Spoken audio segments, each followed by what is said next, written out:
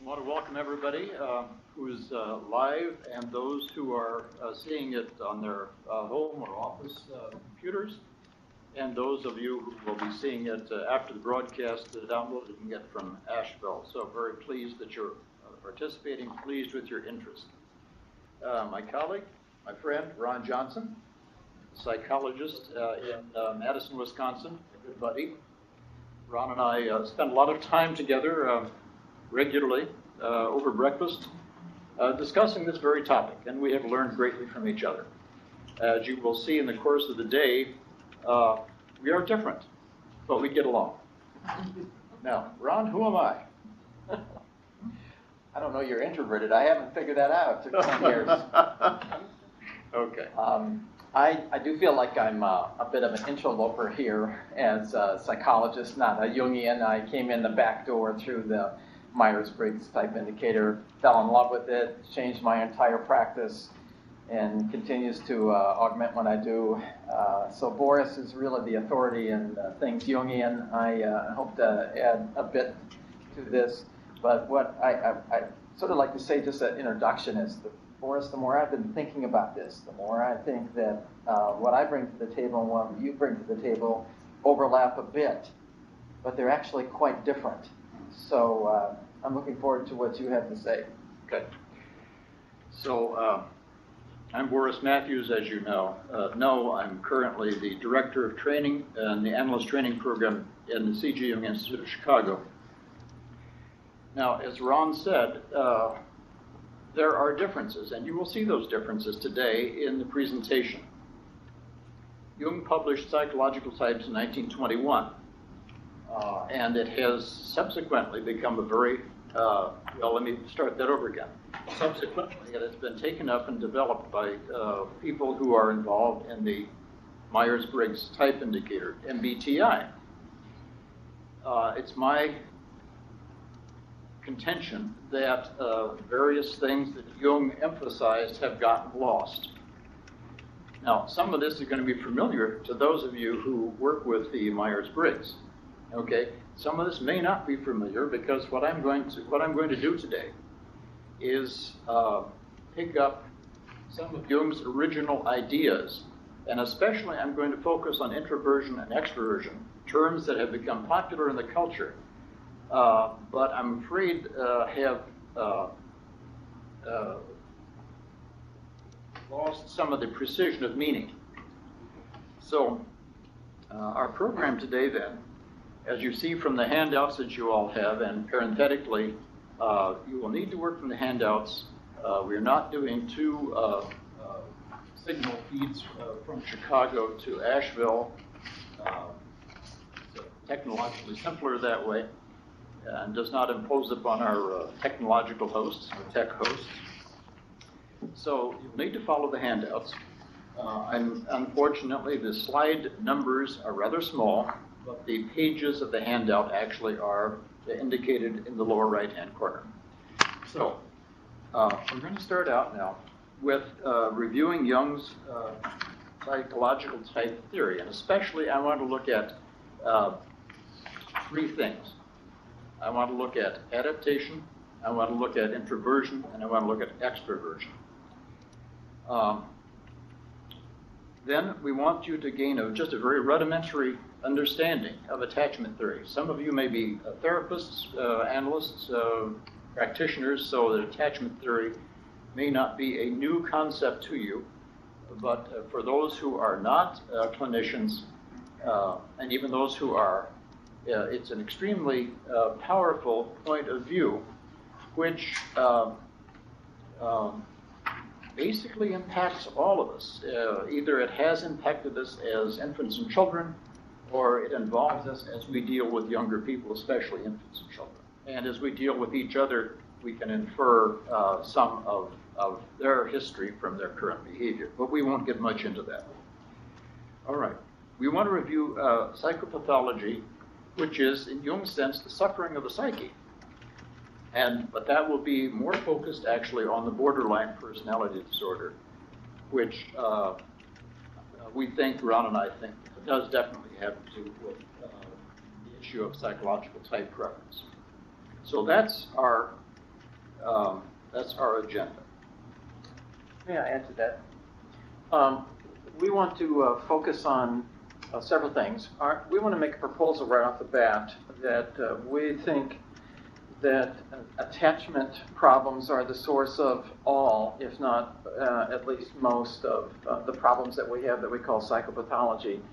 And we normally think of attachment, and we'll deal with this substantially a little bit later, as an infant attachment to an adult. That certainly is the case. So we're sort of proposing that, particularly with this matter of introversion and extroversion, there are attachment difficulties that originate early in life and continue in life, and that these cause a variety of psychopathologies or difficulties. And we're proposing that as first it is attachment, and then at its most severe pathological state is what we call the borderline personality disorder. And dare we say, we're suggesting even further that this borderline personality disorder actually encompasses a lot of other disorders, which could be addictive disorders, depressive disorders, mood disorders, and other personality disorders. So that's just a hint of what we have ahead.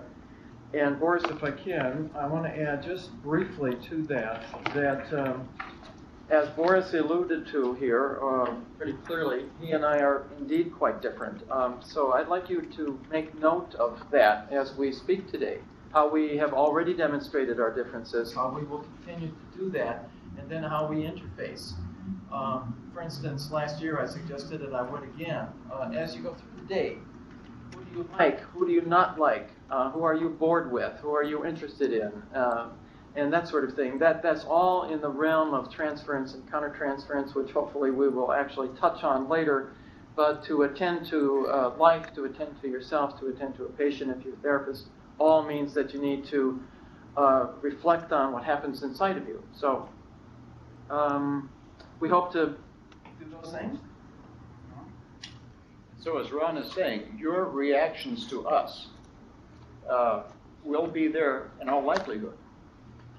What we're suggesting is that you take those reactions as information that has diagnostic value. In other words, diagnosis in the sense of knowing something thoroughly, through and through. So as you react to us and you notice like, dislike, don't stop there. Because it says something about how you're put together and it's something how each of us is put together psychologically. And that tells you something about the differences between you and us. And we'll come back to that later. Okay. Slide 3 on page 1, it's the third one down. There are some important areas that are not part of this presentation. They're valuable, they're important. We're not going to get to them. Okay, we're not going to talk about archetypes. We're not going to talk about intrapsychic conflicts. We're not going to talk about gender issues or cultural or subcultural issues, developmental issues, intellectual, neurological issues, and relationship issues. All of that is valuable stuff that could fit into this kind of presentation. But if you looked at the handout, then you know not to expect it. And if you didn't look at the handout earlier, then I'm telling you now, you're going to go away disappointed if that's what you came for. But there's other good stuff. In addition, of course, we will touch on all of those things. I mean, all the things that we talk about have to do with other elements of personality type, which we're going to be focusing on introversion and extroversion. Gender issues, intellectual issues, neurological issues, they're all relevant. Relationship issues, most importantly. It's just that we want to focus on the fact that if we can understand ourselves, particular areas of personality type and pathology that may erupt from that, then we can attend to the other issues. All right. So let's turn to page 3 of the handout, which will be slide 5 through 8. And the first thing up here in slide 5, or box 5, at the top of page 3, says the conscious psyche apparatus for adaptation and orientation. Jung wrote this in an essay, a talk actually, that he presented in 1923, which is in volume 6 of the Collected Works. So now the conscious psyche is an apparatus for adaptation and orientation. Right, that's good. What do we mean by adaptation? It's a term that's probably fairly common. There are several things, I want to start with negatives. There are several things we do not mean in the usage today. Okay, adaptation is not coping. In my understanding of the term coping means you're doing the best you can not to go under or get steamrolled or get wiped out. So coping is already a statement about a certain level of stress or distress. So adaptation is not coping in this usage. I've got another one down here.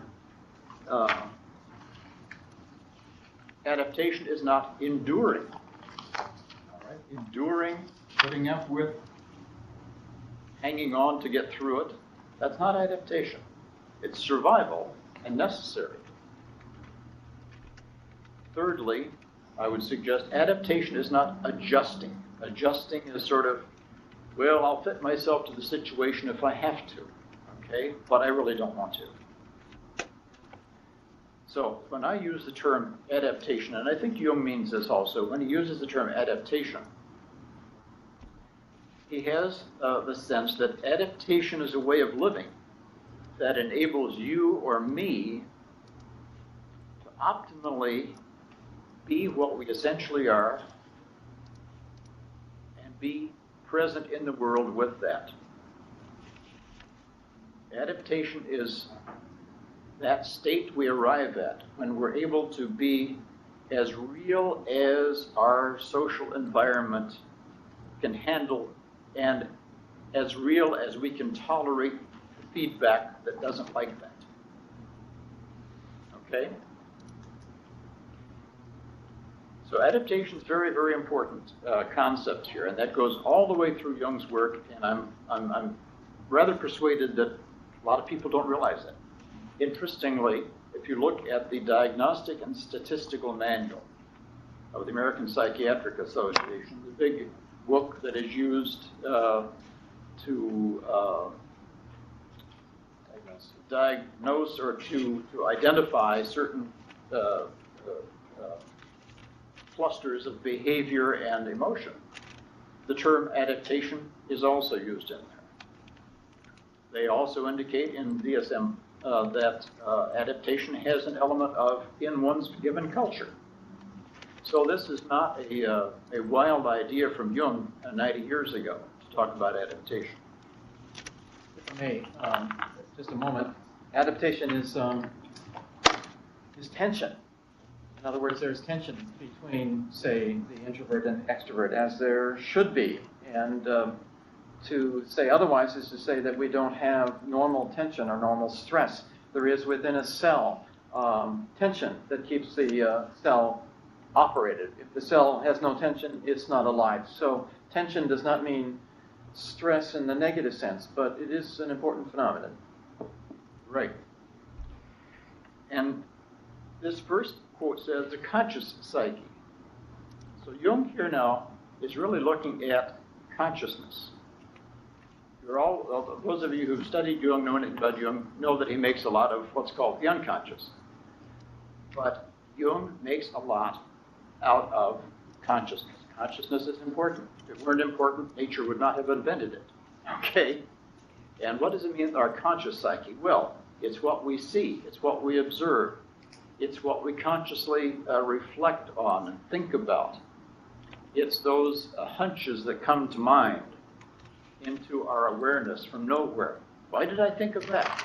Okay, it's our responses, to a situation where we say, this is suitable to the situation. This fits the situation, or this doesn't suit me. This is inappropriate to me. And these are all part and parcel of consciousness, or should be part and parcel of consciousness. Now, what have I just talked about? Slide 6, it's the second one on this page 3. I just talked about the 4 functions. It's what we observe.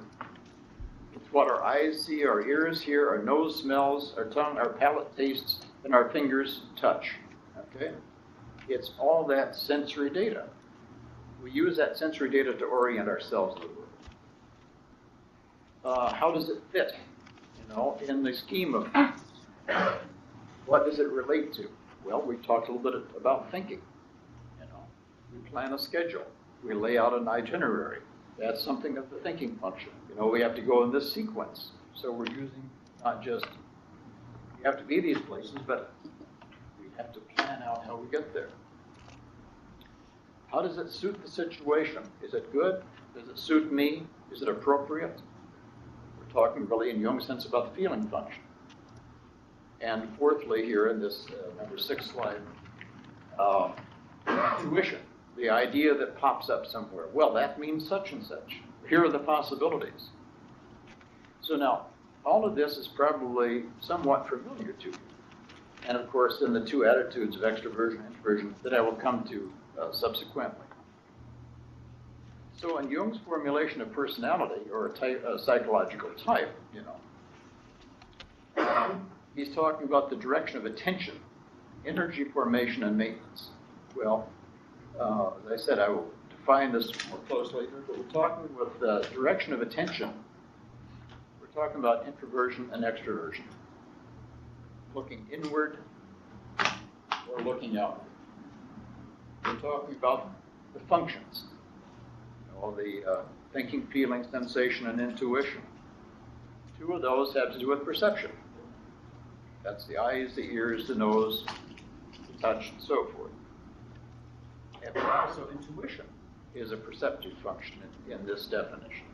So this is probably all pretty familiar to those of you who do the MBTI. And then making decisions and choices, judging. We can judge by thinking.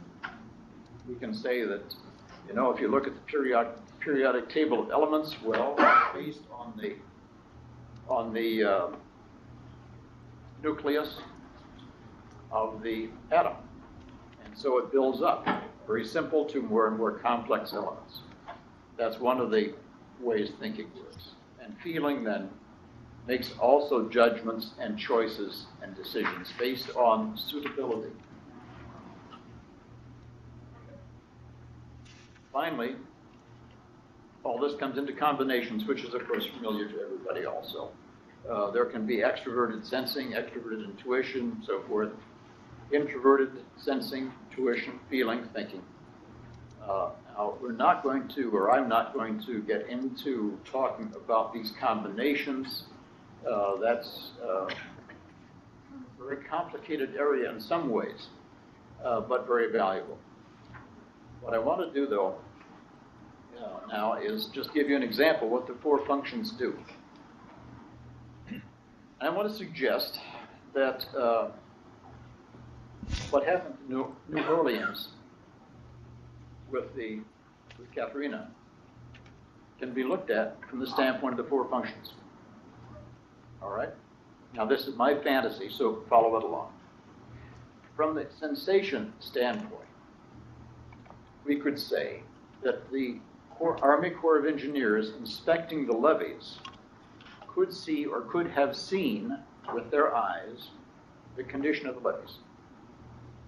They could have explored, they could have investigated, they could have seen the rat holes and the badger, but they got badgers down there, whatever, you know, whatever the condition was.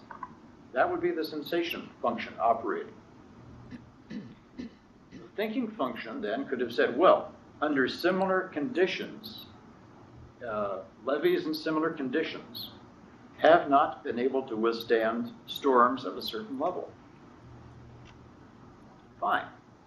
You know, and you could stop there. You could have just made those assessments and with the sensation function with the thinking function and quit. Would that be good enough? No, it would not be good enough. Because then the intuition would say, the intuitive function would say, well, we get these kinds of storms here. What if we get a storm like that? A level 3 storm, what's going to happen? Level 4, what's going to happen? And then, you see, the possibility. Intuition has picked up the possibility here. And finally, that's still not the total story, because we haven't dealt with the feeling function. The feeling function establishes value statements, makes value statements. So the feeling function will say, that's going to be a disaster. There are going to be people who are flooded out, maybe be drowned, be out of their homes. it'll be a catastrophe. So you can go through all 4 functions, and we really need all 4 functions here. Now that's just an example of how they work, just to bring you into the picture. Ron, do you want to say something on that? Only that we'll tackle this from a different perspective in a few minutes, a little bit later, from really the Myers-Briggs way of looking at it, which is borrowing from, adding to, maybe even deleting some of that. So I know Boris has just raced through it, but we'll go through it again, even though our focus won't be on all of these. Okay. Okay, so now I'd like to go to page 4 of the handout. And this is now where we're going to start getting into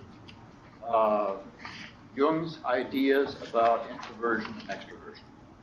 So, the conscious psyche is an apparatus for adaptation and orientation. Okay, this is good. And he continues now. There's another paragraph from a different volume. He says, the constant flow of life again and again demands fresh adaptation. Adaptation is never achieved once and for all. Well, this is kind of a no-brainer when you stop to think about it. We're always having to figure out our relationship to ourself and to a given situation. All right? It's a dynamic kind of thing. Now, we have a basic adaptation, where we typically operate, or you look around people, you can recognize some people by what they do. And that's their fundamental adaptation. And yet, these fine-tuning adjustments, fine-tuning is always necessary. And we use the 4 functions and the 2 attitudes for our first process of adaptation, of getting along. In slide 10, Jung tells us about these terms, thinking, feeling, sensation. He says, however difficult it is to define these purely psychological concepts scientifically, they're easily intelligible in current speech. And so it came about that I simply took the concept expressed in current speech as designations for the corresponding psychic functions. Regardless of the misunderstandings that may come up, especially around feeling. But that's another story. Actually, there are several misunderstandings. The predominant one that Boris is making reference to here is the misunderstanding of the feeling function, is that it is emotional. Well, emotion is dreadfully important. It's hopefully something that we will tackle. But people that are feeling based in their orientation, their preference for feeling, if you will, in this judging function, are not necessarily more emotional. They have no more emotion. So we'll tackle that a little bit more later. And also, I will actually like to challenge Jung's choice of words of intuition later. Okay. Dare I do that? Oh, yes, you dare do that. We have properly warned all of you that we are not going to say exactly the same things because, this is a terribly, I think both Ron and I agree, this is a terribly, terribly important point of view. And I dare say the last word hasn't been said on it. We haven't said the last word to each other on that. Okay, slide number 11, the second one, or the third one down on page 4. The human being must be adapted on 2 fronts. Firstly, to external life, profession, family, society. And secondly, to the vital demands of his own nature, her own nature. Neglect or one or the other imperative leads to illness. So here now is the first theme, if you will, motif around psychopathology. And this does come from volume 17 of the collected works. So we have to be adapted on 2 fronts. To the demands of the world around us, and to the vital demands of our own nature.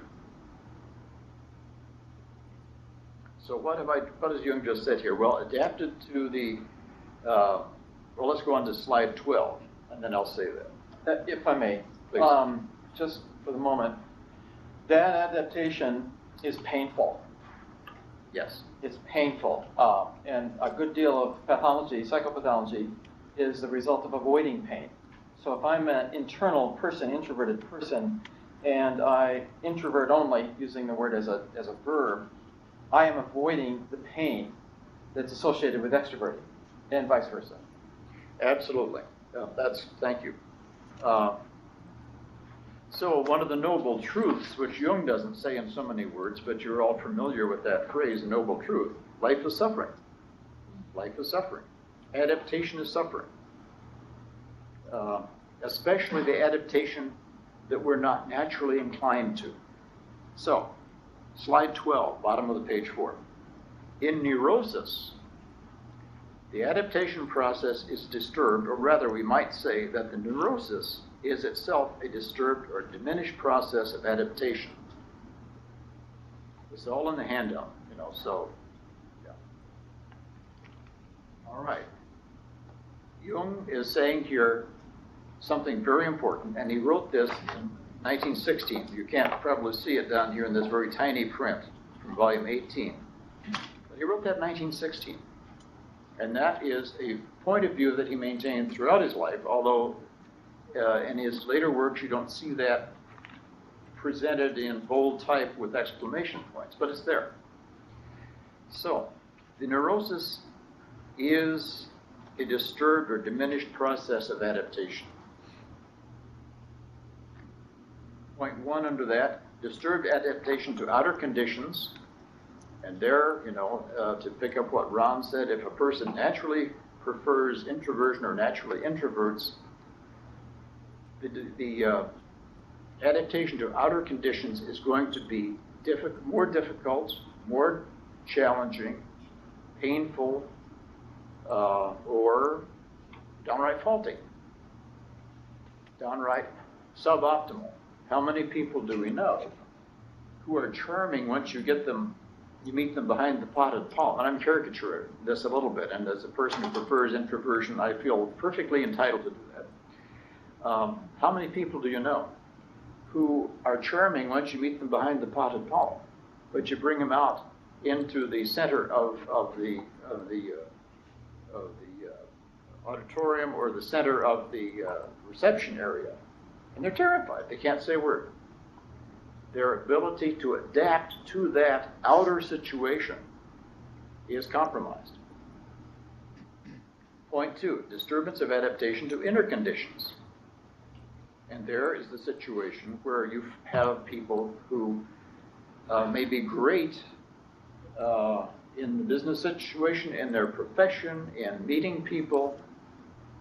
But what happens, and I just have a new patient of whom this is true, I think he's been a very good person for working with data and maintaining databases and gathering information and having it in good form for people. Suddenly, though, he's developed an anxiety situation, which first manifested as gastrointestinal. So 4 months of GI workup, nothing. Sent him to a psychiatrist, drugged him into submission. He still feels anxiety. What's happened? Well, the hypothesis would be that he has not been able to adapt to inner conditions. Something happened. Something was traumatic that triggered the anxiety that has to do with the inner adaptation. Boris, Ron. let me tell the crowd about my grandson. I'll get my pictures out if I may now. My grandson is 5, and he is what I like to jokingly say, as Boris is, a flaming introvert, which is normally the adjective attributed to us extroverts. But you had the red tie. I did have the red tie, yes, right. And my daughter, his mother, is a flaming extrovert. So that's a dynamic right off the bat that is very interesting to watch. Gavin, who loves his mother, is keeping his distance from his mother, of course, trying to, difficult as it might be. I brought Gavin to our normal weekly breakfast one time, and Gavin, we're in a booth, and of course, Gavin is, well, we might say, hiding, because who is this fellow? And Boris, good that he is just introverting his life away and sitting there silently, as he normally does, and I'm chattering away, as I am now, and Gavin is wondering what is going on, and he pokes his head out and looks at this fellow, wondering who it is, and Boris, knowing how to do this, just sits there, says nothing to him, So eventually then Gavin sits up and actually looks at Boris after a couple of minutes, watches him, thinks this is an interesting fellow. Another few minutes pass. Gavin climbs underneath the table, sits next to Boris, who he has never met, ever, introvert that he is. Boris dares to put his arm around him. He's sitting on Boris's lap, all within about 10 minutes. Yes. I found that to be phenomenal. Classically introverted, I just have to know who this person is. Right. Contrary to, come on now, Gavin, get up. This is Boris. Talk to him, say something, act like a 5-year-old, like you should. Delightful little moment. Now that is a classic illustration, and not a unique one. I know another instance that's very similar to that. A classic illustration of adapting or scrutinizing the situation in the terms of how does it suit me, looking first at what Jung calls the subjective factor. Gavin had, first of all, to find out whether or not what was out there was personally acceptable, if you will, subjectively acceptable. Okay? Did it suit him? Did it work for him? Did he feel safe? There are other kids who would have been all over the place without ever stopping to ask that question, So, beautiful example of paying attention to the vital needs. How does Jung say it? The vital needs of one's own nature. And one of his vital needs, of course, all of us have a vital need to feel safe. That was the basic thing. I know another example, the grandson of a friend of mine who will take a few moments to check the situation out. He's doing that introverted, if you will, introverted thing. But once it's safe for him, he's all over the place. There's no shyness after the initial assessment. So now, one of the things that's said about introversion is shyness. Well, that's not shy. It's not shy. It's not insecure. It's not insecure. Right. But there are people whose preference is introverted, who appear shy because they haven't developed a relationship and adaptation to the world around them. So let's look at slide 14 on page 5. A question here, what does adaptation have to do with psychological type? Well, it has everything to do with psychological type. Slide 14, a couple of little glyphs here. On the left, you see the E, the turning outward, that's extroversion, and the outline, solid outline figure is intended to suggest that this, and the arrow pointing out is to suggest that the conscious personality typically naturally prefers to move out into the world, that the world is the point of reference, the first point of reference is out there. What's going on around one. The dotted line in the background is the subjective factor, or the personal nature, the vital needs of one's own nature. The figure on the right, you notice, is reversed. The dotted outline in the foreground would be the secondary, if you will, personality. That's what the world sees. The world sees in the person on the right this dotted outline which says, geez, this guy doesn't come forward. This guy is not outgoing right off the bat. How come it's so laid back or so withdrawn, The arrow on the figure on the right is pointing to the solid figure in the background, so that the data first has to be referenced to the vital needs of one's own nature. Okay, so there you have just a graphic, maybe useful, maybe not. Boris, I prefer actually to use the word psychic residence. So for an introverted person, one's psychic, or if you will, psychological residence is internal, which later I will suggest that I think is a better word than introverted, not to correct Jung, but just to use a different word. So one's psychic residence is internal, which means I am inside. But that's very difficult for those of you who prefer introversion to realize that we extroverts, psychic resonance is external. It is between you and me. It is something that I can affect you in some way or another, negatively or positively, almost always one or the other. So my psychic resonance is not inside, which consider how that affects how one does life. You know, what do you feel? Well, I don't necessarily care what I feel. What do we feel together? Or, you know, what's really going on inside of you? Well, it's not terribly important what's going on inside of you. What's going on between us? So a lot of psychology looks, as Jung was introverted, Isabel Briggs-Myers was introverted, a good number of people that are Jungians are traditionally introverted. So it's a bit hard to describe that other than that psychic resonance phenomenon. I don't know what you think about That's a good term. I like that, especially since introversion, extroversion have become terms in the popular culture, which is a case of all good terms, when they become popular, they lose their precision. That's great. All right. So in slide 16 at the bottom of page 5 then, we've got a couple of columns here. Human beings must be adapted on two fronts, all right? And in the left-hand column, adaptation to external life, and Ron can fill this in or correct this or whatever is needed. Outer events and happenings, empirical facts, physical reality, objective data, social environment, work requirements and conditions. Pretty familiar stuff. Because I think that probably everybody, regardless of our preference of psychic resonance, recognize these are all things we have to deal with. And then in the right-hand column, adaptation to internal life or inner, so that would be your introversion. Inner events and conditions. So physical, constitutional, what does that have to do with introversion?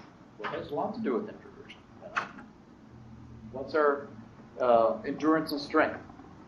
What's our sleep-waking cycle? Stimulus tolerance.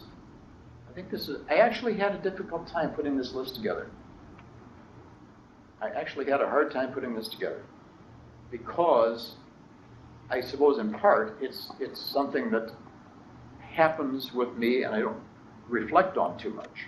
But I would also submit that it's also not as prominent in our particular society and culture as are the extroverted desiderata. So certainly stimulus tolerance is a big one. Emotional life. Do I like it? Do I not like it? Does it make me happy? Does it make me sad? Well, I care about those things. Not to perhaps exclusion of other things. Action, reflection, balance. Now, one of the terms that I've used ever since I was a kid in regard to the action and reflection balance was that sometimes my body gets going so fast that I'm not sure my legs can keep up, and I have to stop to allow myself to catch up with me. And I used that long before I knew anything about Jung. And that has to do with getting so busy that after a certain point, I don't know who I am. And I just have to quit, stop everything, and then fumble and grope until I can start to get a sense, this is who I am. This is what suits me at this time. So if I may just add to the cultural phenomenon here, and we've talked about this pretty much every breakfast for years, we, of course, are living in an extroverted culture, although the data show that 50% of the population, 50% of men and 50% of women are extroverted. The culture rewards extroversion. Interestingly, our culture is largely Northern European in its source. But Northern European countries, e.g. Scandinavian countries, Germany, Holland, England, are predominantly introverted. So we have an odd sort of phenomenon in our culture. As I see it, we have the origins being introverted, say nothing about the Native American community. But what is rewarded is extroversion. Dare I use some recent political figures? Why is Hillary Clinton not president? I would aver predominantly because she's introverted. And forgive me for saying this, God forbid that we would have another person that is female that is on the other side of that, namely Sarah Palin. Why is she interesting? Predominantly because she's extroverted. Now, even people who didn't like Bill Clinton and his characterological flaw voted for him. Why is that? Not predominantly, but certainly partly because of that extroverted phenomenon. So I would aver that the reason you don't have a vocabulary, and I could have added 40 pages on the left here, is because I'm extroverted. In an extroverted culture, I've got all sorts of stuff, and I wish I could just shut up now, but give it to you. Okay. Just to pick up on this a little bit, what I was saying earlier about neurosis, disturbance of adaptation to outer or inner conditions. You know, when we see these public figures who are supposedly so squeaky clean get into trouble, particularly into their sexual affairs, and then fall from grace and do the mea culpa and flagellate in public and all that kind of stuff, I would suggest that they have tried to ignore, or they have ignored, at least in any official way, the needs of their nature. And so those needs get met in suboptimal ways. And they get in trouble in this so-called very extroverted culture. All right. All right. Well, on page 6 then, and Ron, perhaps you can, fill in a few more lines in this tiny box here if your print's small enough. Adaptation to outer conditions, extroversion. External factors are the predominant motivating force. Well, now what does that mean? Thoughts, feelings, actions, conduct of life are directly correlated with the objective conditions and their demands. It's the weather, it's the work, it's the boss, it's the family, it's the bank account, it's the research project, it's you said it, it's the doing, it's the visible. It's the doing, it's the visible. Okay. Adaptation to inner conditions, which Jung calls introversion, and I like Ron's term, psychic resonance. Internal factors are the predominant motivating force. Well, what are they? Thoughts, feelings, action, and conduct. In other words, the same things the extrovert has to look at, but for the introvert are directly correlated with the subjective conditions and their demands. Now, that takes some unpacking for us. What are subjective conditions and their demands? Well, they could be, what's the energy level at the moment? Do I have energy enough to do this? What's my stimulus capacity for the day? Is it not how you react? Would you agree with that? How you react to the external stimuli. It's not that you don't see them, you take them in, do you not, and then react to them in some way inside. What does it mean to me? Is that correct? That's correct. What does it mean? Well, even react is a good word here. We can use words, do I want to do this today? All right. Which almost implies too much conscious choice and volition. Do I feel like doing this today? And to say that is a little bit embarrassing, but it's a statement of fact, because my status of being at that time may not accord with the outer demands. I see acknowledgement over here. Certainly energy level, as I said. Action reflection balance. I referred to that actually with the, my body is, can my legs keep up with my body running downhill? So these are internal conditions. Just to push that a little further, said I wasn't going to talk about archetypes, but I'll cheat just a little bit. As you well know, there are what Jung would call archetypes or transpersonal forces that can become activated in us, that can become activated in everybody for that matter, that skew or direct our attention and our readiness in certain ways. So just to take a simple one, parenting. One may not be inclined to meet the needs or the demands of parenting at the time. Here is an internal condition.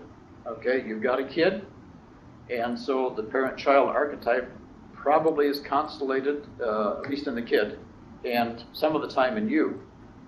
And there's going to be some of the time that you just don't feel like being the parent. But, you know, from an introverted standpoint, that is suffering. You got to do it, or the kid is going to suffer. That actually was going to preview or preface a little bit about the attachment thing. In a way, Boris, I think the subjective and objective, we should simply learn how to look at the subject. Okay? For an introverted person, the subject, which is the person, myself, I'm attending to the subject. Mm-hmm. Or as an extrovert, I'm attending to the object. Right. Namely, the Right. abstract. Now, another piece here that I'm just going to mention, and I'm not going to go into, which is wonderful, but when Jung talks about the subjective factor, there's a bit of confusion. Because on the one hand, it sounds personalistic. And there is that personal dimension of subjectivity. But then he clarifies, and he says the real subject is the objective psyche. The real subject is the objective psyche. So you have the objective psyche or collective unconscious, whichever term you're familiar with. And then you have the empirical world. The empirical world is physical, is sociological, is historical, is intellectual. It's your religious traditions, it's your work environment, your financial culture, that whole thing, that's objective world. And your climate, you know, all that jazz. And then Jung says, so the real subject is not our ego consciousness. The real subject is our basic fundamental nature, and underlying that and informing our uniqueness is the objective psyche. So it's objective psyche is the counterbalance to the empirical world. So the real subject, the real subjective factor is the objective psyche. But that's all I'm going to say about that for the moment. You tease us. I'm absolutely going to tease you. Well, okay. How can extroversion and introversion lead to maladaptation in psychopathology? Well, you probably have some ideas about that already. 18. So slide 19 then. Extroversion leads to maladaptation the more a person ignores subjective conditions and the demands of his or her own nature. By example of my new patient who, at least through a clinical interview, would appear to be, his energy appears, his attention appears to be extroverted. He's good with data management, maintenance, and acquisition, presentation, suggests good thinking function. He's in a position where he provides this more than providing brainstorms and bright ideas. Suggests then that intuition is not a major function. So ES, extroverted sensing, collects the data, thinking, he organizes it, maintains it, and apparently it would appear also then that he does not adapt very well intentionally, okay, to the subjective factor. In other words, he, from a conscious standpoint, tends to ignore it, you see. Consciously paying attention is one thing. Inadvertently paying attention to something else. So, bottom of page 6, the last box there, ignoring, discounting, suppressing subjective conditions. Well, that would be suppressing awareness of emotional life, thoughts, wishes, feelings, affects, deeds, the action-reflection balance, okay. I think probably people with an extroverted preference can overdo. Ignoring inner images, dreams, and fantasies. Well, where can that go? What can that lead to? Well, it can lead to functional disorders. I have a client like that. Jung talks about those. Somatic complaints lacking physical basis, hysterical conversions. It can lead to nervous disorders, vague discomfort, moodiness, morbid intensifications of fantasy activity, anxiety, panic attacks, markedly egocentric behavior. You can find all of this, in chapter 10 and then those essays at the back of volume 6, where Jung talks about this. That's where I've drawn all this. Markedly egocentric behavior. Well, why would that come out? Well, it's a manifestation of something over which the individual really doesn't have control, but it gets a hold of it. The person who has developed a great business, but thinks that he's also got artistic talent and starts slipping that into his business, pretty soon, since there's really not skilled artistic work, clients say, maybe if I can find another supplier for our product. But this need to find expression comes out in a maladapted form, ill-adapted form. Ron, you want to comment on that?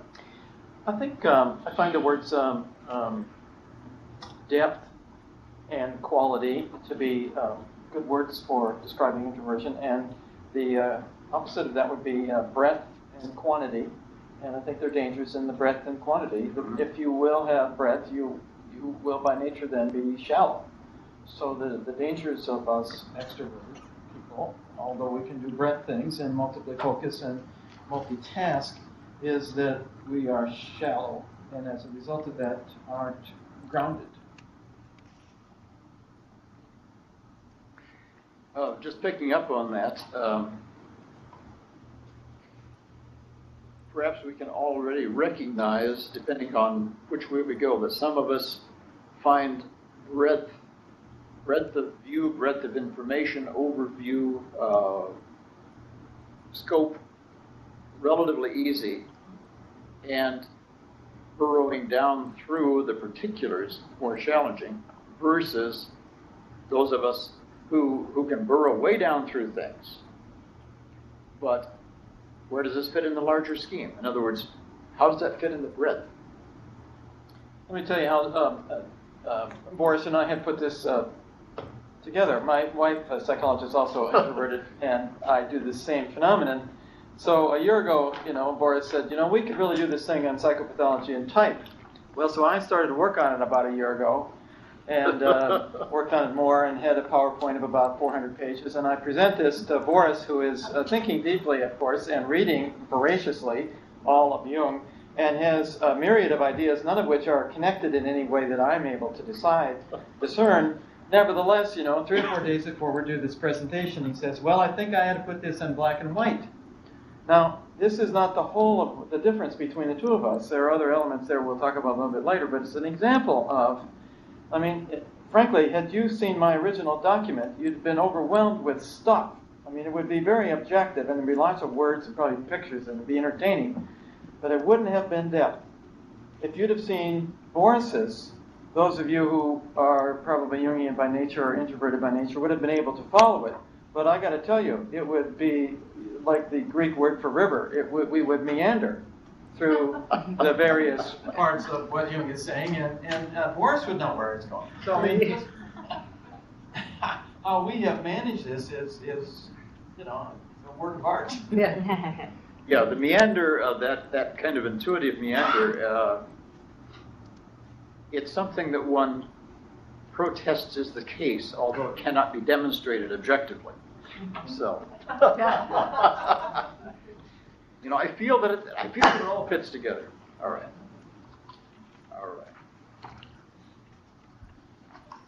So, page 7 of the handout then. Top box. The greater the suppression of subjective needs and demands, the more regressive and primitive or infantile those subjective needs and demands become. It's a very important diagnostic point of view. And so when you see in yourself or you see in somebody else, here I can be spot on. But over here, I just don't feel really happy with my performance, or that or what I just said or did was kind of inappropriate or gauche or a little bit childish. What's happening? Well, what's happening is that you're operating first, when you're spot on, out of your preferred attitude and your superior function, or something that you really developed very well. And when it's kind of beside the point, or a little lame, or a bit embarrassing, or off the mark, or a little stupid, you're operating out of function or an attitude, function-attitude combination, that is not your first choice naturally, and it's not something highly developed. It's a bit inferior. The more unconscious that is, the worse it's going to come out, just bluntly. So there can be people who are wonderful thinkers, pristine thought, it's just thrilling to listen to, and then they make some comment about interpersonal relations, and oh my God, how crude. Well, you've got somebody whose inferior feeling function is manifested in that interpersonal statement. All right. Box 22, or the little cliff here. So, the attempt in this one is to just suggest that as a subjective factor, which you talked about, is suppressed, got that down arrow, then the intensity of the subjective component increases, because adapting to our own nature is a must. We have to do it. We do it voluntarily and consciously, or it happens to us. So, subjective component, those would be the needs, the affects, the feelings, wishes, the thoughts, the fantasies, the dreams, and so forth. So the more we suppress that, the more we ignore it, the more we look away from it, try to sideline it, then we get that up arrow on the right. It's diminished outer adaptation, which can come out ill-adapted, suboptimal, inappropriate, crude, regressive, infantile, offensive, okay? Beside the point, off the mark. I had a recent patient experience with this, as well as there's been a national, international incident regarding the, I would say, the excesses of extroversion, and it had to do with saying something without much thought behind it. I had a patient refer to me for fitness of duty because he had said something that was deemed dangerous at his work. Now, this fellow is a flaming extrovert and inclined to just shoot his mouth off. And he's a very hard worker, does a good job, and he just offhandedly says, it would be nice if there were a law that you could kill somebody if you wanted to. Now, I could have said such things, and I certainly have said such things over my 66 years, with the similar fact that he was, go see the shrink. So he's in my office, and he's saying, I was just joking, right? Well, indeed he was. He had no malintent. I had the privilege of, seeing him for 5 hours and getting paid by his EAP, and he had very little understanding of what was operating. After 4 or 5 hours, he began to see, I think there's a little more underneath this. That yes, indeed, I was just shooting my mouth off. I didn't mean that. Probably not going to kill anybody. Similarly, by the way, you remember the incident in Denver where this, I think he was a diplomat from Qatar, went into the bathroom and was smoking, and came out and there was smoke coming out of the bathroom, and he, extroverted as he probably was, as he might be as an Arab at any rate, said, well, I got a bomb that I just blew off, right?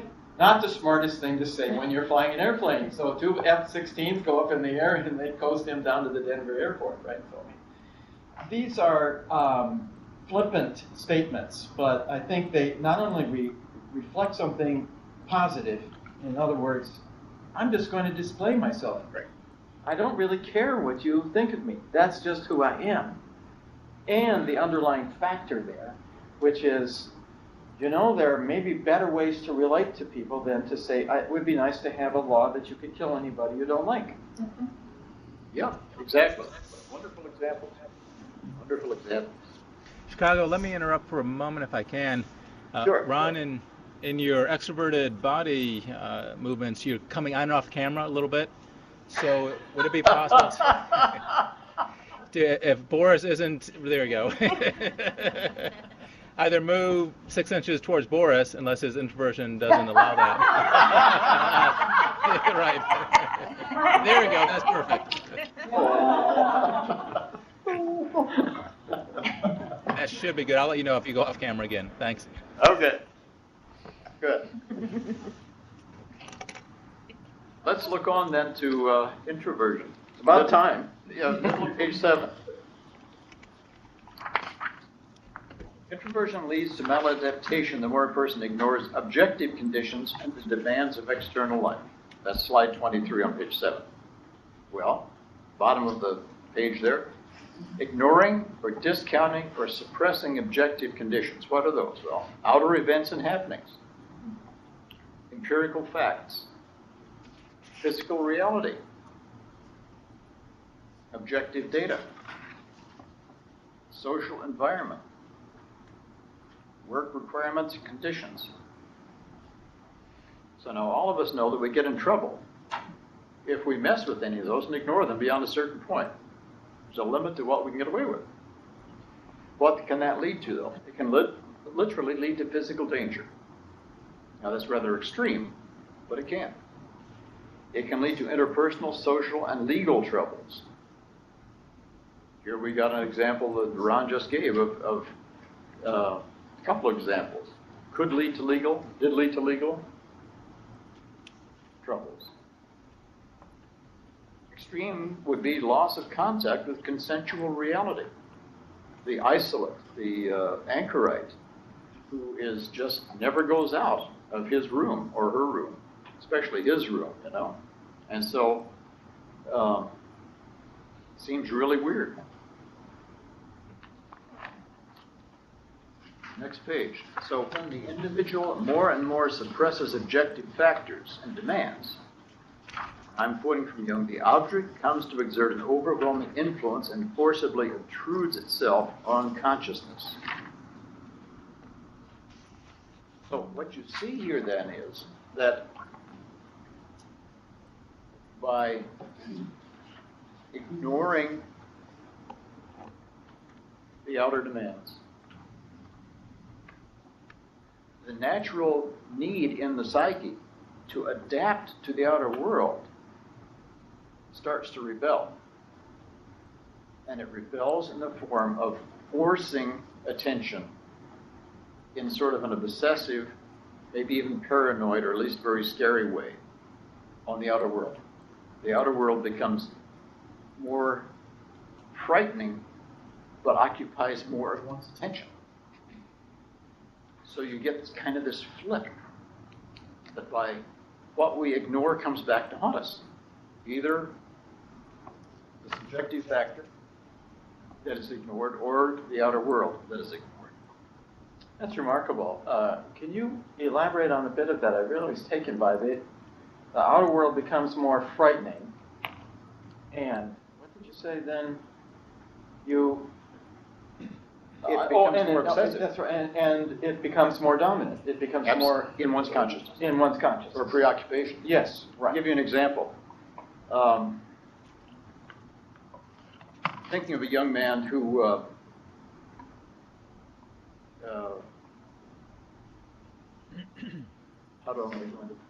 thinking of a young man in his early 20s, finally made it through college reluctantly. It was time to get a job. And he had very definite interests and areas in which he had lots and lots and lots of knowledge because he was interested there.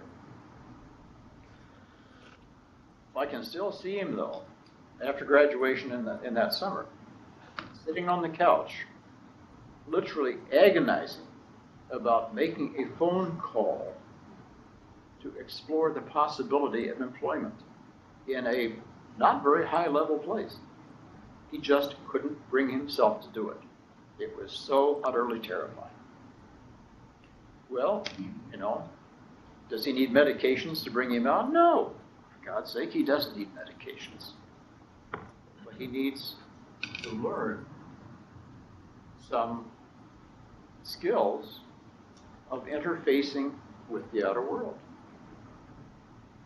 He maintains, kind of got a job, he maintains a very, very constricted kind of life, and it's very regimented, really. Why is it regimented? Well, I think in part because his reactivity to stimuli is so great. But routine is terribly important to him. You mess with his routine and his world starts to fall apart. It's sad to see. He's charming when you get to know him, delightful when you get to know him, but you know, most of the people that see him passing on the street or at work are never going to get to know him. I would refer to that and other potentially pathological phenomena as to a fault. Yes. I would see this as introversion to a fault. This is not introversion. This is insecurity or shyness, but it's not introversion. That's right. My take on this, and I don't know what you folks think of that as well, but that as an introverted person, I engage this extroverted world, and it assaults me in some way. I'm ahead of myself. We'll get back to that a little bit later, but and then I do it more. I introvert more, using introvert as a verb then. So I then go into a shell or into a cave. That's not introversion, that's hiding. And I think there's a distinctive difference there between those two things. And there's some other pathological phenomena that can happen in that cave. Exactly. Yes. So introversion properly used, according to Jung's usage, which I really support, is relating to the subjective factor, what goes on in oneself, okay, as I described it earlier. But that is just like Gavin. You know, he related to what was going on. He saw me sitting across the table at the booth where we have breakfast. He had the time. Ron didn't force him. I didn't force him. He had the time to check me out, to see how the perception of me and my behavior resonated with him. And when it was okay, he was there. The example I just gave is a failure of extroversion in the sense of adapting to the world around him in some way. And as I said earlier, adaptation really should be looked at as that optimal interface where the person, you or I, am able to bring into the world my uniqueness in a way that works for me and works for the world around me as well as possible.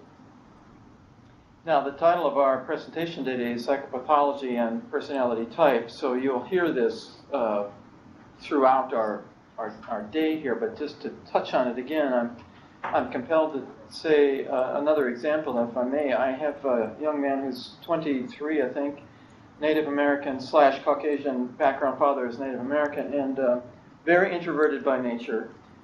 By the time I have seen him, a person riddled with anxiety, but if I may, the sort of tragic phenomena that happened here, I would say introverted to a fault, going into a cave, being in a family that was constantly pushing him out, and he has, I won't say what it is, I think I can protect his privacy here, has great expertise in a certain athletic endeavor, which he probably could be professional if he would pursue it. But he can't get in front of the camera, and he can't do the extroverted thing, that Michael Jordan could do, for instance.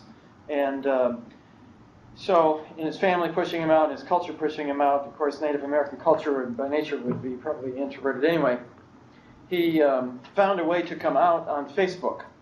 So he created a persona on Facebook, which was extroverted, also younger, and engaging, and confident, and working, and tragically began to do this phenomenon which I find unbelievably tragic, but it's common, I know, which is hooking up. So he was hooking up with various girls around the state. I'm in Wisconsin, we both are. So in his private life, in his public life, as it were, he is very introverted, internal, going about his life, having trouble doing his athletic performance, not because he's not athletic, he's very athletic, Not because he can't do it academically, he's very bright, but he gets overwhelmed with the extroverted world, so he creates this bubble on the other side. So he's an extrovert when he's hooking up. Well, he hooks up with some girl. This is 6th or 7th time he's done it, in a town not too far away from Madison where I live. And he's parked illegally, and there comes a knock on the door, which is a policeman who says, "You're parked illegally, I need to see your identification." Well, he has told this girl that he's 16. His identification says he's 23. "How old are you?" The girl, 14. Now, as you might imagine, his life is profoundly affected by that. Now we'll have to not only deal with the legal implications of that, but how is this girl affected? How is his family affected? How is his tribe affected? Because now the tribe, of course, they're all perpetrators. Huge effect of that. Now, it's not the whole of it. I want to come back to that a little bit later and talk about some other pathological precursors to that. But a good deal of what happened to, let's call him Jim here, is his not being able to come to grips with his internality, introversion, to be introverted in a way that was real. Yes, exactly. All right, Steve, I would suggest that we take some questions. Would you like to... Yes. Yeah, that sounds good. Thank you so much for the initial section of the talk. I find it very helpful and illuminating. We have 6 sites today that are live and connected, and I'd like to try the audio-video sites first, make sure everything's well there. We'll ask Mexico the first question, followed by Wilmington. Mexico, I'd like to ask, are we coming across loud and clear? How many people do you have? And do you have a question for Boris and Ron? Mexico City. There are 6 of us here today, and there is a question. I've been trying to make an association. Can you hear me? Yes, very well, thank you. I've been trying to make an association with the 4 elements, and I'm having difficulty with associating the feeling and the intuitive function. Sensory is very clear, it's the earth element. The intellectual function is very clear to be the air element, but I can't place fire and which is the other element? And water. Because water, I'm not sure whether water would be intuition or feeling. So for the pre-Hispanic culture, the 4 elements are very, very important, as well as other theories like alchemy and Ayurvedic medicine. So I've been trying to make these associations. I don't know whether you could help me understand this a little bit more clearly. I can't help you a whole lot, but I believe that water is associated with feeling function, and that fire is associated with the intuition. I'm really not versed in that, so what I have said is about the extent of my knowledge, but perhaps that will give you a lead. I believe you might find more of that, particularly in, well, you'll certainly find Jung's discussion of alchemy, and quite possibly in von Franz's discussions of alchemy. So I would refer you to volume 14, which is Mysterium Conjunctionis, and then von Franz has a book of lectures on alchemy that you might find useful on that. It's a good question. Thank you. Thank you. Thank you. Mexico, do you have a second question, or shall we move on? You can move on. Okay, thank you very much. And don't feel like you have to ask a question each site. Just because we call on you, feel free to pass. That's certainly not a problem either. Wilmington, North Carolina, do you have a question, and how many people are there? We have 4 of us, Steve, and 1 question. Excellent. Okay. Go ahead. Yes, I don't go know ahead. if this. Hi, Elena here. I don't know if this is a question that can be answered in just a short time, but I am wondering. I am working with a transgender client, and this introversion leads, as you've noted, introversion leads to maladaptation. The more the person ignores their objective conditions and the demands of their internal life, the more difficulties we're having in helping this person really self-actualize. And I was wondering, in the work that you folks are so dedicated to, if you could give me any sort of support or direction to move towards in helping this person see their predicament or conundrum in a way to help them to really move out into the world, because a lot of hiding is taking place. We've gotten through a lot of the depression, but now the hiding is becoming more prevalent. Is that something that we can talk about for a minute? I think I could address that, or dare to address it. Nice to hear from you. Good question. Well, there are two things that come to mind. One is obviously you have already dealt with that, and that is this is a person whose internal core is not the same as one's external core. So obviously you have engaged in that, and he or she has been able to come to grips with that. I think secondly, that the phenomenon that you have to deal with is grief. Grief. Because she will now have to engage the world that will not understand and much not like, not approve of. So I think this is a phenomenon then of engaging this external world, realizing that your world will not like you or understand you or care about you. The danger here is to extrovert it to a fault and be flamingly transgendered. The danger is introverting it to a fault and not allowing oneself to truly be who one is. But I think the key is to be able to grieve. Secondly, I think that one of the very basic things in looking at introversion and extroversion as attitudes and adaptational directions is learning. Simply learning how to be in the world, how to interface with what's going on. A very small example, which is in principle similar, is people who are taken advantage of. And I occasionally see people in my practice who are taken advantage of in one way or another. And so what I look at it from the standpoint of they need to learn how to take care of themselves. And so an example I will give is, well, are you ever shortchanged at a store that the change isn't correct? Of course, that doesn't happen very often with automatic registers now, but in the small things that they say, well, you know, I could let that go. Well, it's exactly the place that they must not let it go. So in the case of your client, I presume there are relatively minor events of faulty adaptation to the world that your client might be able then to start working on. Don't start the big stuff first. It's baby steps, if you will. But I really think a lot of it is whether it's adaptation to the subjective factor to oneself or to the world. It's helping that person to learn how to do it. And Ron's absolutely right. There's going to be grief involved. Very good. Thank you. Yeah, thank you. And just want to let people know, we've heard from some of the email sites. Buffalo, New York has joined us with 7 people. Flat Rock has joined us with 2 and have sent an email already saying this is really great today, thanks to Ron and Boris. So I thought I'd pass that praise along. San Antonio, I believe, is online. San Antonio, if you're able to access emails, send me an email telling us how many you have and if we're coming across loud and clear. And again, for any of the email sites, do feel free to send me a question, info@ashevilleyoungcenter.org. Would like to open it up for Asheville questions. Megan, I think in the back, had a question she'd like to ask. Yes, thank you. This has been very insightful and inspiring.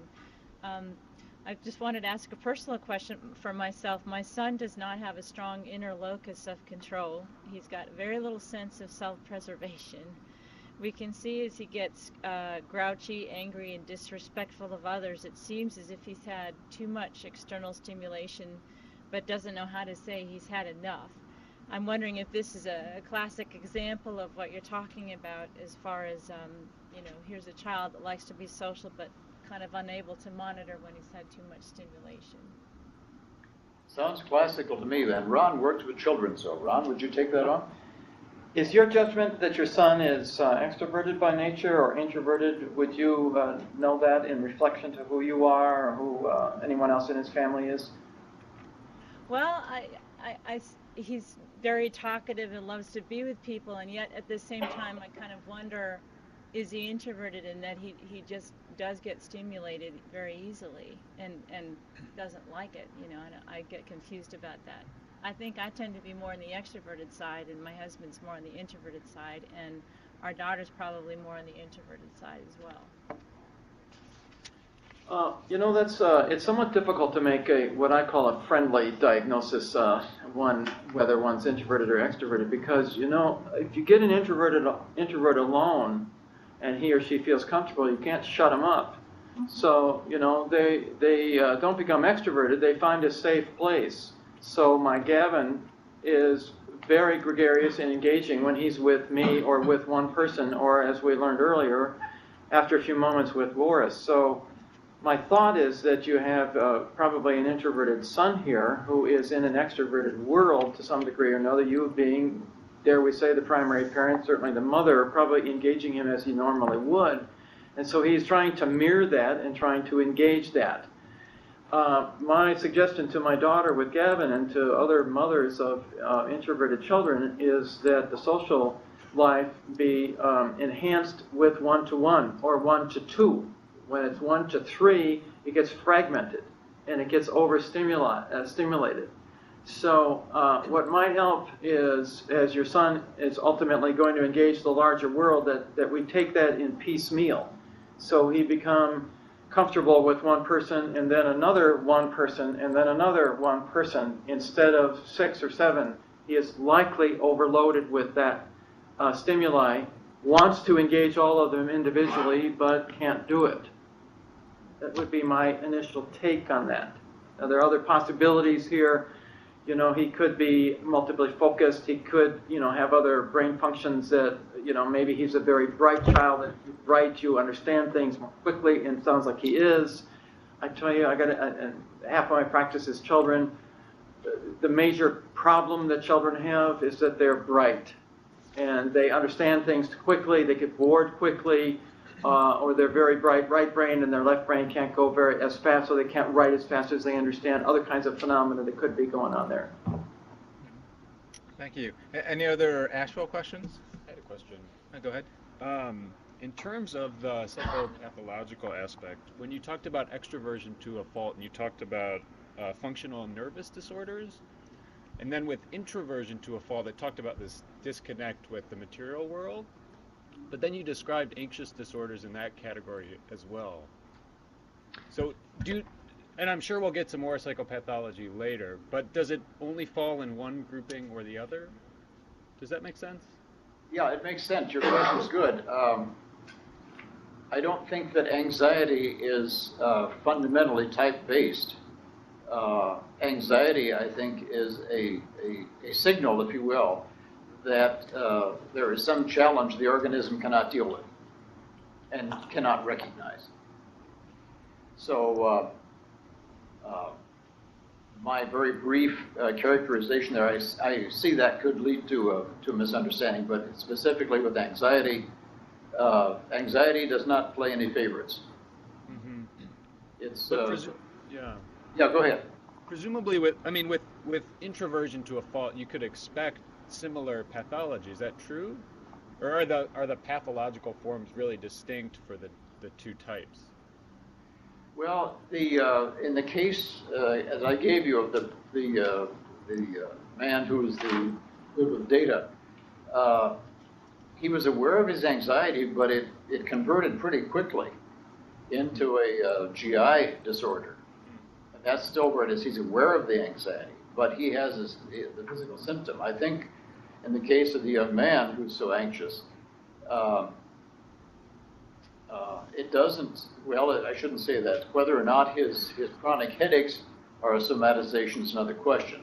But I think the person whose preference is introverted is going to be fairly well aware, my God, there's something going on in me that is just consuming me. And, it's just blocking out everything else. Anxiety is anticipatory sorrow or anticipatory loss. I feel anxious because I am worried about the future. Let's follow this through. I'm worried about the future. What's going to happen in the future? I'm going to lose something in the future. If I lose something in the future, it will be something that I love. I will feel sad. So, delusionally, if I am anxious right now, I will prevent that sadness.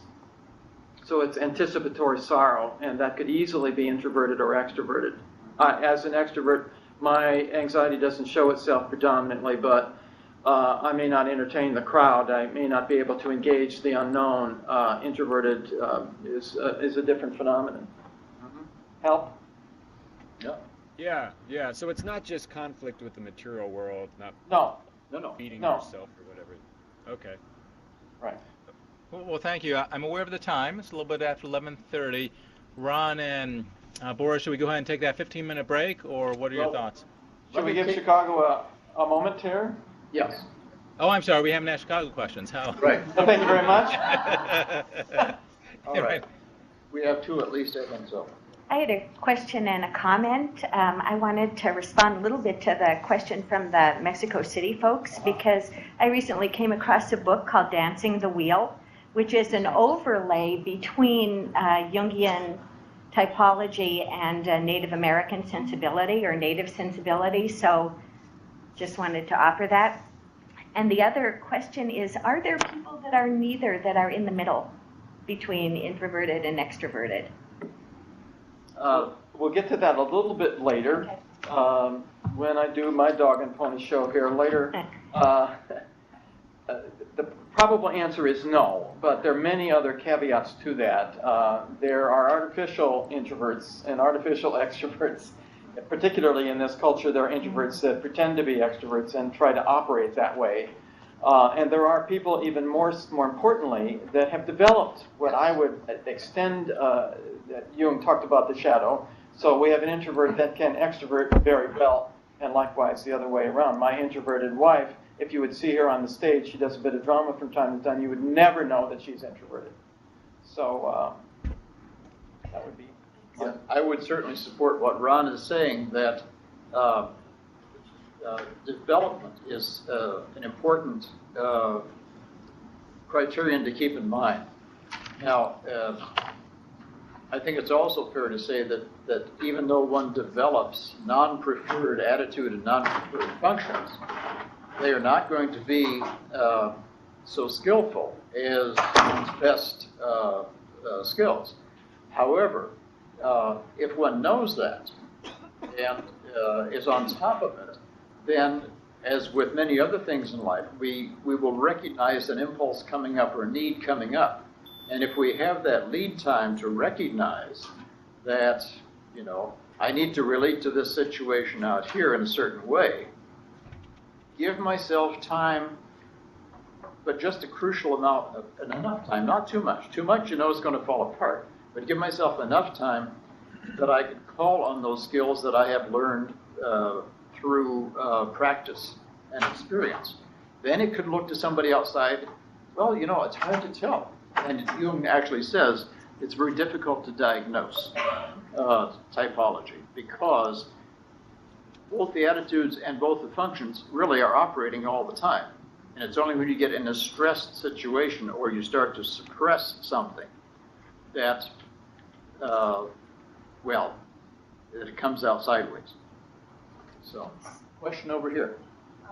Yeah, I was very intrigued with slide 22. The greater the suppression of subjective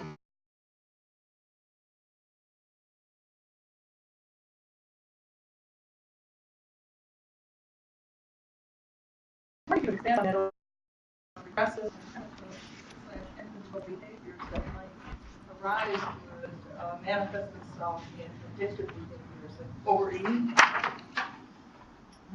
My first thought is former President Clinton, who I think is very bright, very capable, very successful in a lot of ways, but his promiscuous behavior, I think, is essentially primitive. Now, we know a little bit about, his biological background that may have added to that, and it's simplistic to say that's all it's operating, but the first example that that comes to mind. We extroverts shoot our mouths off because we have not grasped the inner integrity of what that is. And so as if I can spew it out, then it will take care of itself. So it hasn't coalesced inside of us. And generally that's some form of primitive impairment. And our suggestion would be later in the day, it's attachment. I didn't properly get attached. Yes, right. Okay. Wouldn't you say? Right. One more question, then we'll take a break.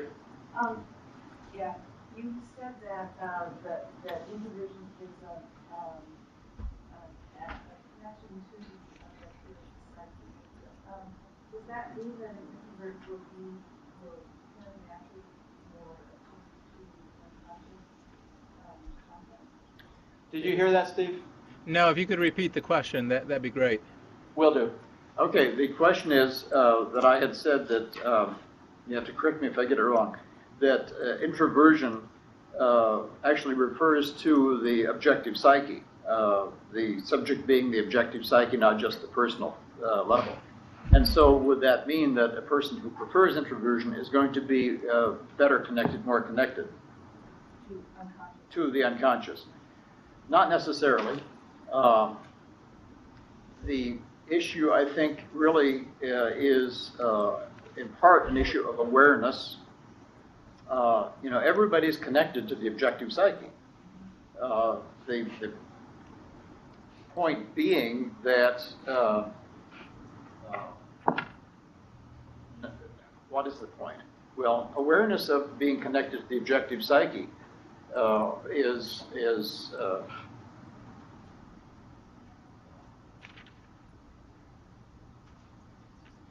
all right, what do we do about that? It's a good question. Maybe I'm going to have to think about that a little more, but I was just pausing to think, well, who remembers dreams?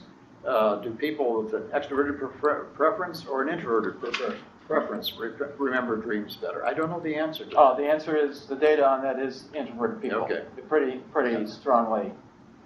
Doesn't mean that they know what to do with it, with the dream, but would, in that sense, be more aware of it.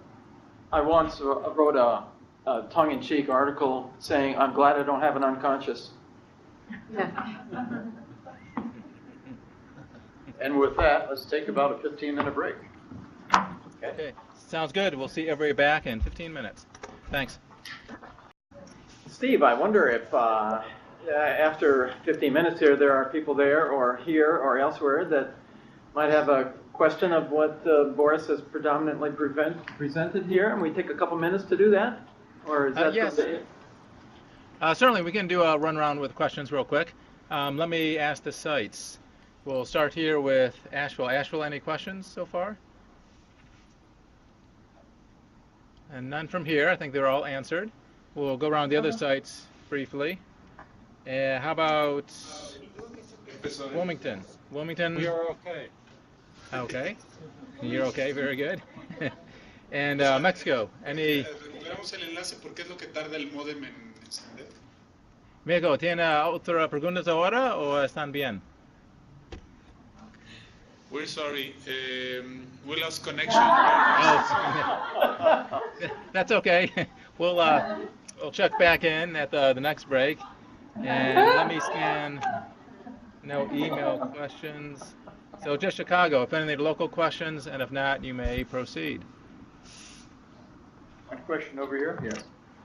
I'm very interested in the concept of high sensitivity, and I'm very aware of how that manifests in like the introverted personality. But I was wondering, would an extrovert kind of suffer from it, like that high sensitivity of overstimulation, and would that be that extrovert personality? Steve, did the question come through adequately? Did you hear It'd it? be helpful if you could repeat it. So the question, I think, is this what you said? Does the extrovert get overstimulated? Yeah, or do they have, is an extrovert, yeah, something that they have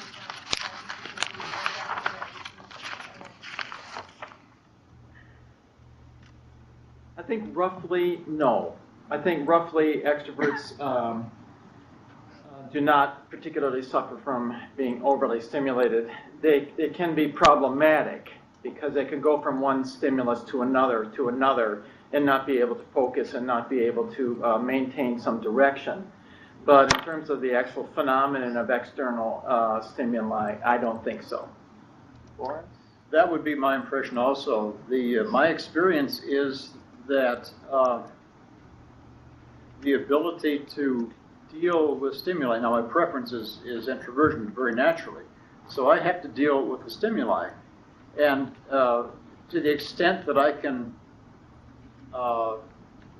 develop some emotional calluses, if you will, then I can handle a higher level of stimulation. But if I have been relatively solitary and out of circulation, or if I have been ill, then the stimulus barrier is a way lot lower. And the mesh in the screens, the filters, have much bigger holes in them. And so it gets downright physically painful. So for me, it varies. But I think the point is that from the standpoint of adaptation to the subjective factor, to what's going on in me, I have to have time and energy enough to process those stimuli in some way. And so the term that I dislike is that the person with introverted preference has to have downtime. I think that's already an unfortunate choice because it makes it sound like, well, you're just sort of a cripple and you can't keep up with it. And I don't like that. So I think there's a difference. Just a caveat to that would be that we extroverts can be overstimulated by our internal functioning, not by external stimuli particularly, but we can be overwhelmed by thoughts or feelings or perhaps reactions inside because we don't have functions that are developed well enough to adequately cope with those. I'm on page 8, and we're calling this slide number 27. Not that it's terribly important, we're just sort of numbering them 4 on each page, starting with personality type utilizing Myers-Briggs terminology. What I'd like us to do, if we can here, is to consider that what I'm going to do for a few minutes here, while sounds similar to what Boris has done, I will not try to make an interface of that right away. We'll do that in a few minutes. But it's almost as if what I will present to you, while some of the words are similar, it's a very different way of looking at humankind. So the background of this is Isabel Briggs Myers and her daughter, Catherine, who together discovered, I think, that Jung's presentation was remarkably applicable. And it's interesting because she was not formally trained in Jungian thought, but had read and studied, as have many other people in the types community. So what we have in the types community, roughly referred to as APT, American or Association for Personality Type, are people that are not terribly Jung familiar. They are Jung friendly, but they're not Jung familiar. And I continue to learn from my good friend Boris about how non-Jungian what I believe and what I have operated with is. The thing that the MBTI has done and the types community has been to practicalize the use of Jungian thought and elaborated upon it, and there have been some additions to it. So that's really what I'd sort of like to present to you, and then my sort of reformulation, just a little bit of that and how I utilize it. So if you don't mind, page 8, slide 27. What the MBTI does is add a dimension here, but this is really how it is looked at. There are 2 attitudes and 2 functions. One attitude being one that I have and others have suggested as an energy attitude. In other words, an introverted person energizes by taking the world in, digesting the world. An extroverted person engages the world. As I said before, his or her psychic resonance, and someone added psychic resonance, how about that, is between myself and somebody else. Secondly, my preference for terminology of what this other attitude is boundaries. So this is the particular addition that the MBTI did to basic Jungian thought, not only to sort of categorize it which isn't particularly Jungian, but also to add this dimension, or maybe we should say discover this dimension. This is a dimension that he called, or that has been, Isabel called judging and perceiving. These are a little unfortunate words, and I'm going to suggest a change of that in a moment here. Judging being essentially how I evaluate, and perceiving is how I perceive, or more importantly, do I have a preference for perceiving or gathering information, or do I have a preference for evaluating that information? If I prefer perceiving that information, I am a perceiver, or in MBTI terminology, a P. And if I'm a person who prefers to evaluate that information, I'm a J. Then, similar to what Jung has said, there are two different functions. Sensing people are seen as being concrete, down to earth, practical. Intuitive people are seen to be abstract, interested in ideation, interested in possibilities. We'll add a few words a little bit later, but very briefly there. And the judging function then is thinking people who are logical, if you will, data-based, and a variety of other things. But particularly, in my mind, they are truth seekers. What we should add to that word truth is the adjective objective truth, because thinking people view truth as objective truth. And in MBTI terminology, feeling people, or F people, are those who look for subjective truth, which we might say is, how do I feel about it? So given that I'm on the thinking side of that, I would say of us thinking people, or T people, which is probably the better word, a better terminology to say, well, I'm thinking, and say Boris as a feeling-based person is not thinking. It's not true, of course. So as a T person, I could say, you know, I don't care what you feel. I don't care what I feel. I don't care what anybody feels. I'm looking for the objective truth. And feeling-based people might say, now wait a minute here. You have to care about what you feel because you're feeling. You have to care about how I feel because we need to interact. So hence that I think, wonderful dynamic between these two ways of evaluating. I evaluate subjectively, or I evaluate objectively. A bit ahead of myself. So, next page, page 9, is the typical dominant way that MBTI people look at these four operations, 2 attitudes and 2 functions. So a question earlier had been, if one is introverted or extroverted, will he or she remain that way throughout life?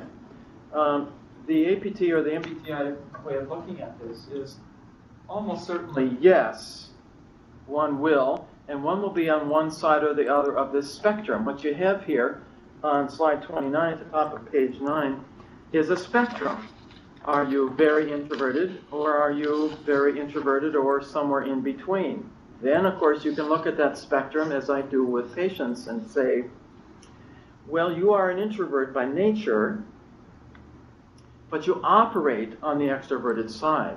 So, or you are an introvert by nature and you operate predominantly introverted at home and extroverted outside at the bar, and again introverted because you're a CPA. So the value of that way of looking at it, again, is not particular. It's an outgrowth of Jung, but it's not particularly Jungian, is it not? I mean, that's not what you have heard from Boris earlier. But you can see, whether or not that's the same phenomenon, I'm not sure that it is, that it is immensely valuable. For instance, when I address this with patients of mine, I will say, eventually, I won't right off the bat, but eventually you're an introverted person, but you are a car salesman. Well, okay, if you're an introverted person, you're on slide 29, fairly to the right, you are operating to the left. So what will you need to do? Note that this is an energy operation. You are operating in an energy draining situation. So while you're selling cars, you are operating as an E or an extrovert. You will need to recover from that. So first there is what I would call a stress line. The stress line is the distance between who you are by nature and what your operation is. The longer the line, the more stress in your life. Also, the more recovery time you will have to have. So our introverted used car salesman operates as an extrovert and then has to shift to the other side, as it were, back to the introverted side and recover. Furthermore, since that's our primary examination today,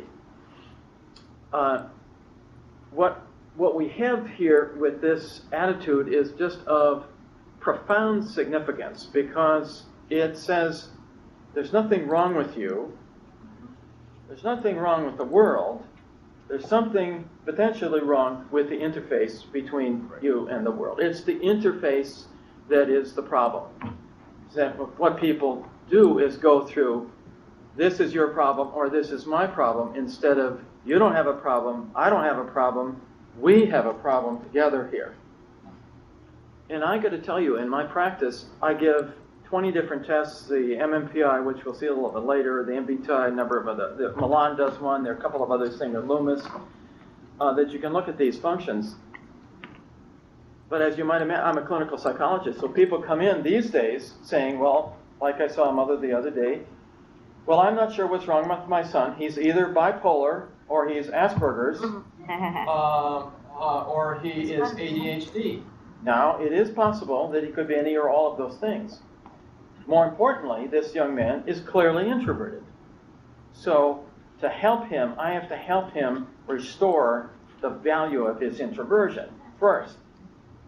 And then say, okay, now you have to realize, in addition to recognizing the value and the beauty of this introversion, that you are introverting defensively, that you are hiding. This is not introversion. This is hiding. You're using a strength to a fault here. And then thirdly, the most painful part of this is you as an introverted person. Now, I could be talking to an 8-year-old. I'm not going to use this language, but something like this. Now, the most painful part is that you have to relate to the fact that your culture, especially when you get into middle school and high school, is going to be extroverted. It will be painful every day. It will be energy draining, and you'll have to go back into your room, and mom is going to say, why are you in your room? And you're going to say, because I'm introverted, I need to recover. And then I'll come back out. On this dimension, for instance, still on the energy dimension, moderately to the right, and this is true of most introverted people, the preference is for one person. Mm-hmm. The second preference is to be alone. The third preference is for 2 or 3. That's generally the case. Some introverts would have a preference for 2 or 3. Generally not the case. Generally not the case. Generally not the case. Like I said, when we're together for breakfast, I can't shut him up. Right? But I have to do violence myself to give Ron a chance. So, and that's true with introverts. And so that's why very often people that are of introverted type say, well, I just love people. I just love one-to-one. But you probably, not for sure, but you probably told me that you're an introverted person. Now, stand back for a moment and look at what I have just said and how I have gone about it, and you will see that my presentation here is substantially different from Boris's. Not only because Boris is an introverted person by nature, but because his view of this is Jungian, and my view of this is types-oriented. Here in Chicago, does that resonate at all? Do you see the difference here? So we're not necessarily talking about the same thing here. May I interject? In what I said about Jung's position, there's a lot that I did leave out, because he does then, after describing introversion and extroversion, start talking about some of the behavioral manifestations of this. Ron is talking more, I would dare say, about behavioral manifestations. Jung gets into that to some extent. I was very intentional, though, in limiting what I said to his fundamental position, out of which then behavior grows. And he observed, and of course Ron's absolutely right, that a lot has been done in the 90 years since Jung published Psychological Types. Not that you have read it, but I mean, you've read the other 90 years stuff? Of course not. Now I'd like to, still on slide 29, of course I had 6 or 7 other slides which graciously Boris deleted because it was too much clutter, so I'll have to give you that right now. I would change the terminology if I were redoing this. I would, in fact, this is what I usually use with patients. Forgive me for the term patients. I'm 66. I grew up with psychiatric. I haven't got clients, and so I mean no disrespect. But at any rate, I use the words internal and external and talk about internality and externality, especially for those unfamiliar with it. Now, Boris can affirm his introversion and not see that it's, feel that it's pejorative at all. But it sounds pejorative to the hoi polloi out there. Introverted sounds like shy and insecure. Of course, it is not. So I just like the word internal. You internalize. You take matters in. You externalize. You come out and engage. Now skip to the bottom here. And this boundary attitude, I would also change terminology. We're not going to do much with the next 3 operations here, the 2 functions and attitude, but I'm racing through those because that's sort of the APT view of what we have, and we'll do that another day or another year. This isn't specifically identified as a boundary attitude usually. It's considered simply as an attitude. Well, I believe that what we have here with judging and perceiving people is people of high boundaries and people of low boundaries. People of high boundaries being those who value boundaries. Now, what would be the balance of somebody who values boundaries? Someone who challenges boundaries. Not who disregards boundaries, but one who challenges boundaries. So philosophically, we have people on the high boundary side, if you will. J people are those who see that if we don't have boundaries and rules, we have chaos.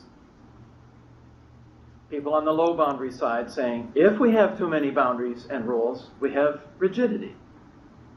So high boundary people see that boundaries are necessary. Low boundary people see that they are all artificial, which of course they are. We did not stop at 10:30 today. We did not restart at 10:45. Nobody drove when they drove here going with the speed limit. And probably many of you people are not legally parked out there. Now, that's not because you're all P's or on the low boundary side. That's because all boundaries are artificial. So both of those phenomena are true. That we have to have boundaries or we'll have chaos, and they're all artificial. So we have extremes. The low boundary people can be criminal. I was raised in a very P family, a very low boundary family. We were always church going. I do not remember ever being on time. Now, that's not because we were just low boundary. That's because we were low boundary, didn't know we were low boundary. I know low boundary, high P people that as soon as they get their checks in the mail, the few that still do get checks, go through it immediately.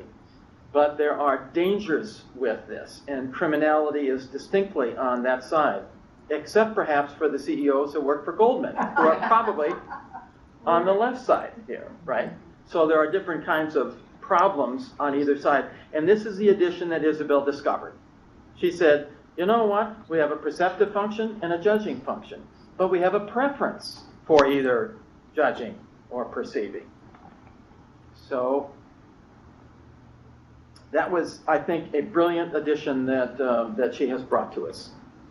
Now let's look briefly at the 2 functions and what I'd like to suggest as a way of looking at that. Boris has used the word subjective, and I'd like to use the word subjective on the right side of both of these functions.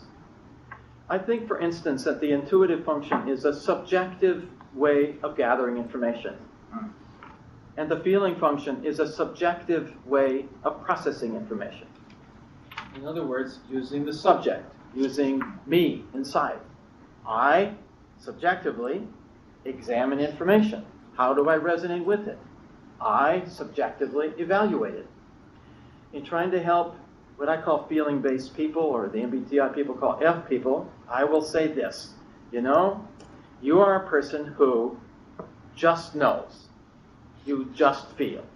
You have, and here's the oddity, an intuition. You walked into the room, you saw something, you immediately liked it, or you didn't like it. You are almost certainly a feeling-based person. So hence the difficulty even with the word intuitive. because I think actually intuitive belongs with the feeling function. However, what I'm really suggesting here is that they are both subjective, both intuitive, gathering information that way, examining the possibilities, change, and what have you, and feeling how does a feeling person make a decision. Frankly, I don't think she does make a decision. I think she makes a discovery. Like it, don't like it. And then you look at the data. People on the thinking side do quite a different thing. Gather information. Oh, I like how he's dressed. I like what he says. I don't like that. I like this. I will decide.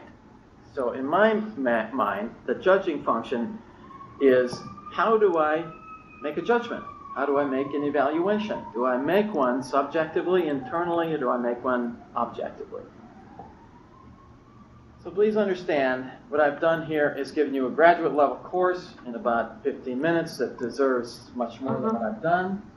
But I wanted to run through that because, as you can see, it's substantially different from what we normally sort of hear about. Additions, my friend? Subtractions, more probably. Another breakfast? Another breakfast. Okay. I have a comment or a question, actually, if I could. Is it time? Oh, we can do that. We have a question in Chicago, so go ahead. I just wanted to, I'm just curious, but I'm hearing you. Is there a developmental dimension to your structure? In other words, I'm a Jungian, so I'll fess up. But when I'm thinking typologically with people in my practice, and their feeling types, I will be at least aware of the developing capacity of the thinking type, of a thinking quality that they would, in their individuation journey, begin to develop. I will just briefly say that when I was in training to be an analyst, and Murray Stein was my supervisor, and I was definitely a feeling intuitive, he said, but Mary, you've got to develop your thinking function as my supervisor. And he said, the best way to do that is to write. And so I began at 50 to learn to write. Had to do it for the program and so forth. But I think these types, beautifully described. I really appreciated your delineations.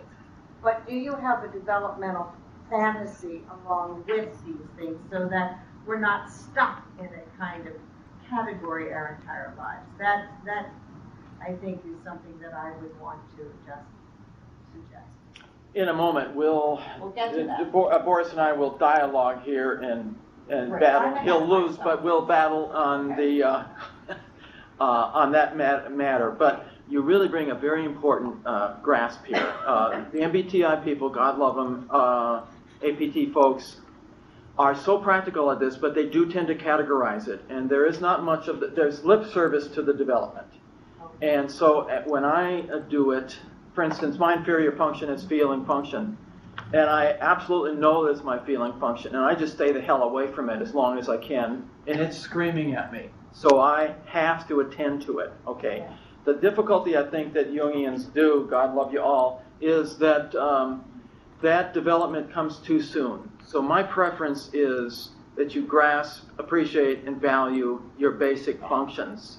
Grasp them, love them, really are good at them, and then realize, oh my God, this is not all that's going to get me through life.